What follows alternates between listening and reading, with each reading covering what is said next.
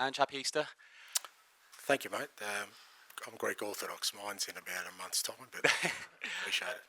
How are we looking team news-wise after the international break? First thing is, I guess all the internationals got through unscathed. Most of them got some meaningful game time too, which is important. So they've all come back all good. And in terms of their injuries, obviously Micky was the one that missed the last game. He's trained. He's trained the last couple of days and available. International break, obviously, but there's been little bits of news. Obviously, a friendly arranged with Newcastle in Melbourne a few days after the end of the season. With the Euros and the Copa America looming after that, can you understand there's been a bit of criticism over the friendly? Yeah, look, I guess with all these decisions, there's always going to be kind of conjecture and scrutiny around why they're made. But, I think from our perspective, like any club, you kind of weigh up the benefits and the costs of doing something. And, we, for one reason or another, we haven't had a lot of games this year, and there's a unique opportunity for us to add a game at the end of the year. I'm obviously part of that discussion, and we're mindful of the players and the schedule. But like I said, when we weighed it all up, we thought it was still going to be really beneficial for us as a football club, and we've gone that way. I know it's a disappointing night for Wales, but shots running on Sky Sports News the next day. Just Ben Davies in the middle of his Welsh teammates, really sort of 5-minute, real passionate speech from him. I've never seen that personally all the years I've been covering Tottenham. We're kind of proud of him watching that. Yeah, look, absolutely. I love our players playing for their national teams, and I know what it means to them and for them. And look, Ben's an outstanding character. I sense that straight away in terms of the way he carries himself, the way he thinks about the game, the way he thinks about his position in the game, the influence he can have. And, I think from my perspective, the more of those kind of guys you can have in a dressing room, it helps you sort of make sure that the standards you want to create and the environment you want to create is going to be the one where it can take us to another level. And Ben's certainly one of those. And, he's been great for us every time he's played this year. Obviously, probably wanted to play a bit more, but at the same time, it's a testament to his character that whenever he has played, he's been ready to play, and he trains the house down every day. And, disappointed for him, gutted for him. Obviously him and Brennan being in the team, but especially for him, because you realise at some point in your career that these kind of tournaments are eventually going to run out, the opportunity to qualify for them. So when you don't, it can be obviously pretty disappointing. Finally, and most important from me, Richarlison this week speaking so openly. I remember speaking to him in September about it, but he's spoken this week. Really brave. A reminder, I suppose no one really knows what's going on. He spoke openly about the post-World Cup and how much he struggled. It's not just Tottenham and Everton fans, but I think everyone, millions have watched it and think so highly of him. What have you spoken to him in your thoughts? And it's just a reminder, isn't it? It doesn't matter who you are, how much you earn. We just don't know what's going on behind closed doors. Absolutely. I think I've said before, they strip it all back. They're all just human beings. And no, I haven't spoken to Richie, but I think Richie has really benefited from the support that does exist, not just for him, but for others in the community. And I think because he has benefited so directly, I think he's taken on the responsibility of trying to share that around now, and it always makes more of an impact when it is somebody who's higher profile or in a position where we think, they shouldn't really have any problems, or we see it as a sign of weakness when they're looking for help and support. And it's a credit to him that he could have dealt with this privately, obviously, but I think the public aspect of it is a brave decision for him, but more importantly, it's a great sort of, hopefully, a conduit for others to reach out and seek help when it's required. And as I said, there's always a balance to these things, and whether that's Richie or anyone else, is that you always understand that for all of us, we've got challenges in our lives, we've all got problems, and there's help you can get out there, and it shouldn't be, hopefully, get to the point where it's so overwhelming that it takes over everything else you do. And like I said, credit to Richie, he's sought help, he's got help, the right help, and now he wants others to also benefit from it. Hi, Ange. Obviously, you've got your full squad back together again now.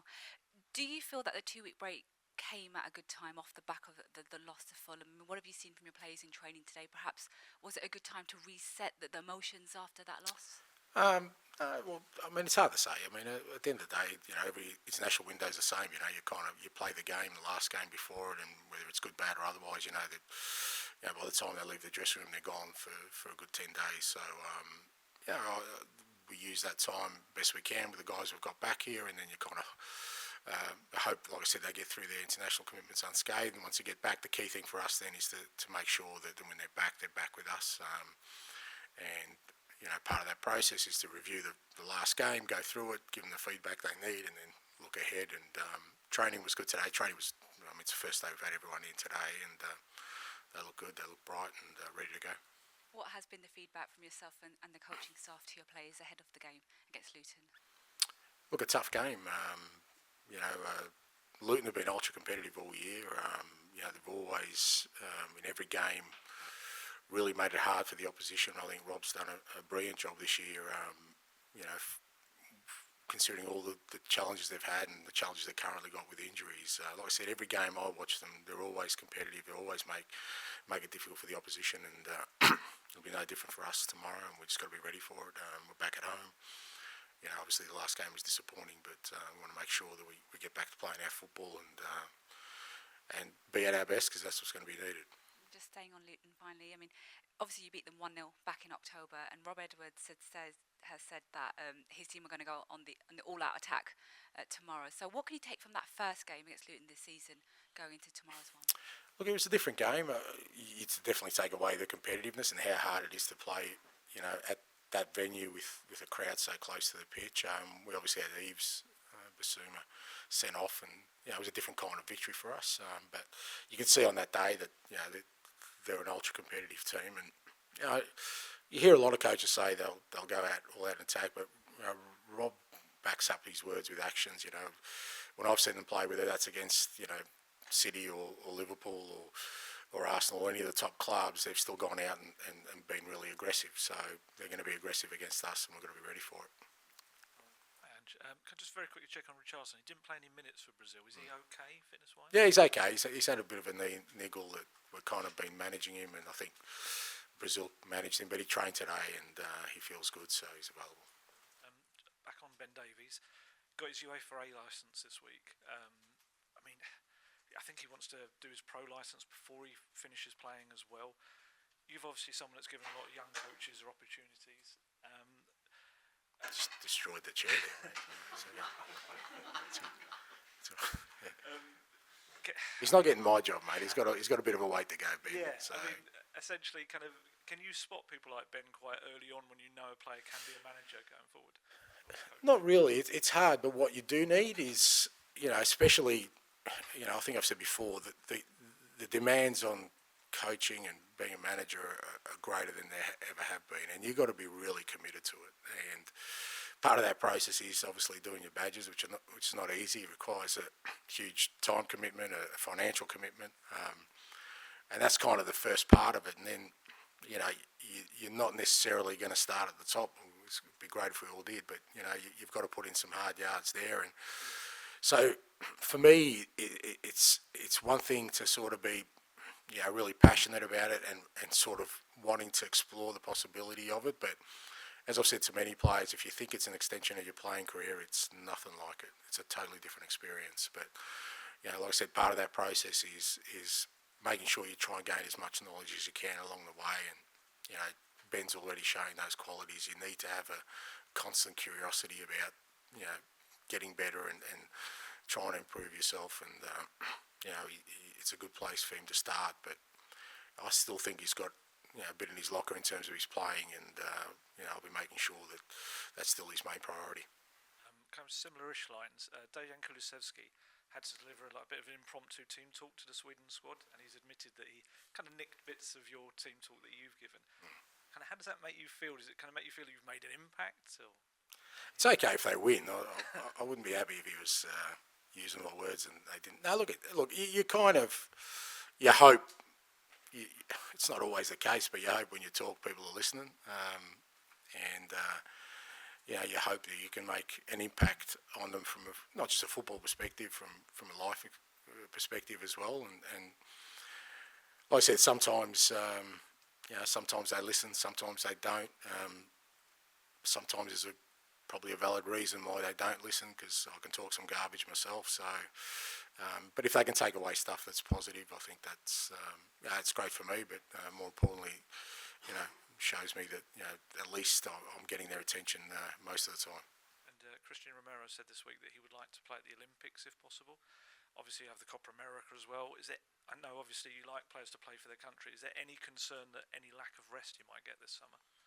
Yeah, look, with all those things, I mean, the Olympics is a little bit of a different issue, because clubs aren't obliged to let players go for the Olympics, and from that perspective, we have a little bit more of a say in it than kind of other internationals, and certainly from our behalf as a club, we'll always be looking at kind of making sure that there's a balance there, and he hasn't spoken to me about it, no one's spoken to me about it, but I guess my pretty strong advice would be that with the Copa America at the same time, and hopefully gearing up for a big season next year, I'd be suggesting rest is a better policy. Just very quickly, because I've just remembered it. Rodrigo Bentancur said this week he's been playing with a broken toe for last month. It's just kind of show what a warrior he is. Yeah, it's broken small toe. He's got 9 others. It's I don't think I think no one can question Rodrigo's courage with what he's had to deal with recently. It's one of those things, but he didn't want to stop playing, and medical advice was he could keep playing, so he's still been training and playing. He hasn't missed a session as far as I can see, and I think it's better now anyway, so he's fine. Okay, we'll finish with George, please. Hi, Ange. I just wanted to go back to the Fulham game. When you reflected on that, what did you sort of see, or what are the things you saw that you didn't sort of like about that performance?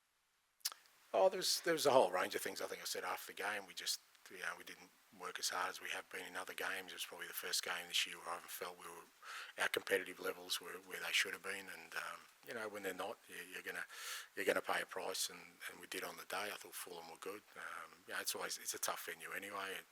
They're really good at home, and we just didn't reach certain levels, both in the physical aspect of the game, which, like I said, we've been really consistent in that this year. Whilst our actual play and our performances have fluctuated a little bit, our competitive level has always been really good. I just didn't think it was at the levels it needed to be. So, we kind of addressed that with the guys, and like I said, we're going to have to get back up to where we have been for a tough game tomorrow.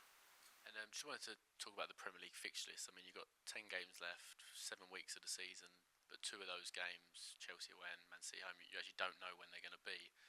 How sort of unhelpful is that kind of uncertainty, which you wouldn't sort of normally associate with the so-called best league in the world? Well, I mean, I guess, it's been, look, I think I said before, it's been a real weird season from that point of view. Of just, there hasn't been any real consistency or flow to our season. Some of it self-inflicted, because obviously we didn't have, long cup runs. We weren't in Europe. But it just feels like we've always had some sort of disruptions, weekends off, or, midweek games at unusual times, uncertainty. So it's just been that kind of season for us. We've just sort of got to get on with it. At the end of the day, like I said, we know we've got 10 games to go. We know when the last game is, and we'll have to play the other ones in between and just be ready for them.